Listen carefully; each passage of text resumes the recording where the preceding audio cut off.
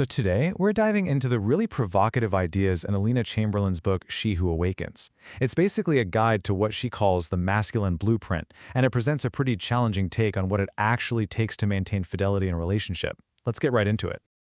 Okay, so Chamberlain kicks things off with this quote, and wow, it really sets the tone for her whole argument. Now, the point here isn't to make you paranoid, not at all. It's really about challenging that comfortable thought that your relationship is totally bulletproof. The idea is that true vigilance isn't about suspicion. It's about really actively understanding the dynamics at play. And this gets to the absolute core of her idea. The book completely reframes fidelity. It argues it's not some one-time promise that's just set in stone forever. Instead, fidelity is this dynamic equilibrium, something that needs constant active work to keep it balanced. You kind of have to think of it as a living, breathing part of the relationship. All right, so to really get this framework, we're going to walk through 5 key ideas. First, we'll break down what she calls the fidelity illusion. Then, we'll look at the 2 masculine archetypes she defines. After that, we'll dissect the stupid period, figure out the role of the guardian angel, and then finally, learn how to use the strategy of building your fortress. This first part, it's all about making a huge mental shift. It's about getting you to move past that comforting belief that my man would never. The awakening, as Chamberlain calls it, really begins the moment you accept that infidelity is, well, a possibility. She argues that only then can you start building smart, proactive ways to protect your relationship. So how do you actually protect your relationship, your so-called fortress? Well, the book argues that it all starts with understanding the psychological blueprint of your partner, and it offers a very, very clear way to do that. And what's so wild about this model is how black and white it is. According to Chamberlain, there are only 2 archetypes. That's it. No middle ground, no third option. Every single man, she says, fits into one of these 2 profiles. So let's look at these 2 guys. On the left, you've got the pathological betrayer. This guy is described as being driven by some deep childhood trauma, someone who's always chasing that chemical high of the romantic stage, that initial spark. He's a hunter. But then on the right, you have the sleeping traitor.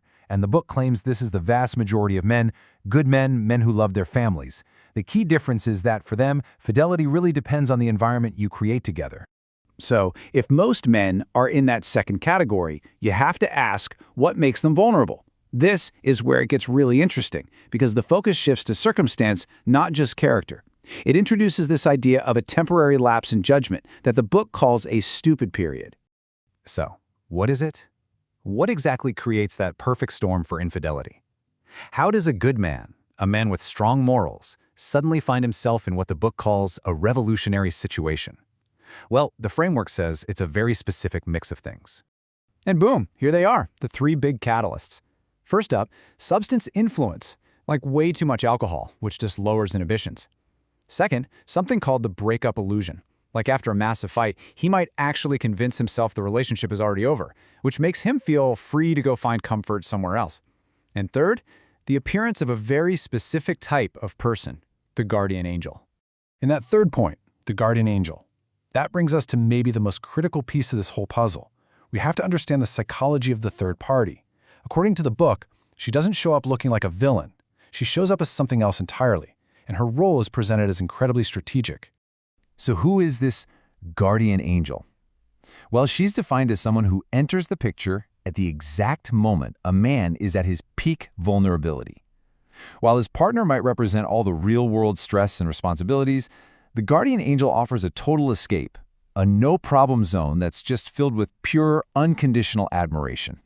And the book paints this not as some random accident, but as a deliberate strategy. This person is watching, waiting for a little crack in the relationship's foundation. And when she finds one, she swoops in with that problem-free sanctuary. She validates his whole story of being unappreciated. And, this is crucial, she capitalizes on something called the Peacock Effect. And this quote just nails that Peacock Effect. Think about it. With someone new, a man gets to present this idealized version of himself, the hero.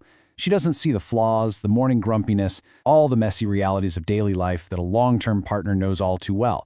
All she sees is the polished performance, which creates this incredibly powerful but totally fake sense of being perfectly understood. Okay, so we've looked at all the problems, all the vulnerabilities. So what do you do about it? Well, this is where the philosophy gets proactive. This last section lays out the strategy for creating a truly resilient relationship, what Chamberlain calls building your fortress. And the goal here is super clear. It's about making sure your relationship is the one place he finds everything he might be tempted to look for outside of it. Admiration for who he is, variety and fun, and a real, genuine emotional sanctuary. And this whole strategy is built on 3 main pillars. First, you have to be the primary source of that admiration he craves, the main mirror for his peacock. Second, you have to maintain an adult-to-adult bond, which means avoiding that mothering or nagging role. And third, when he's vulnerable, you have to be the one who steps into that guardian angel role, so nobody else even gets a chance. Which brings us all the way back to the central, and let's be honest, challenging question this whole philosophy raises. It reframes a woman not as some passive victim of circumstance, but as the active architect of her relationship's strength. The core idea is that by understanding these blueprints and swapping out certainty for vigilance, you can consciously design a fortress so strong, so fulfilling, that the thought of leaving wouldn't even cross his mind. Discover the secrets to nurturing your lifestyle and love style at wishforlove.org.